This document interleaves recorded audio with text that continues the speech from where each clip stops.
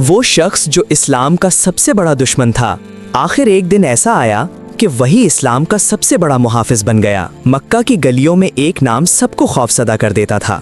वो नाम था हजरत उमर बिन खत्ताब रदी अल्लाह ताला अन्हो। ताकतवर, बहादुर और इस्लाम के सख्त मुखालिफ, वो मुसलमानों को तकलीफ देते और नबी करीम सल्लल्लाहु अलैहि वसल्लम के खिलाफ खड़े रहते थे। एक दिन गुस्से में भरकर उन्होंने फैसला किया, आज मैं नऊजुबिल्लाह मोहम्मद सल्लल्लाहु अलैहि वसल्लम को ख़त्म कर दूंगा।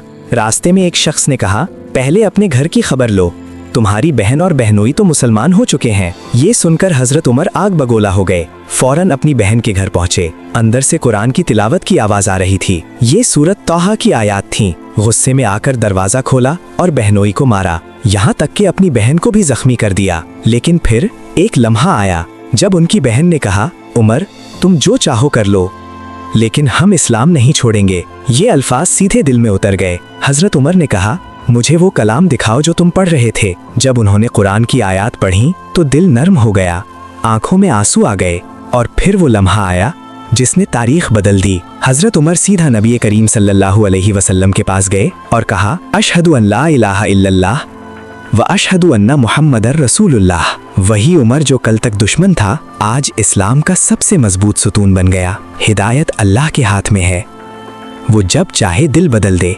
अगर ये वाक़या आपके दिल को छू गया है तो वीडियो को शेयर करें।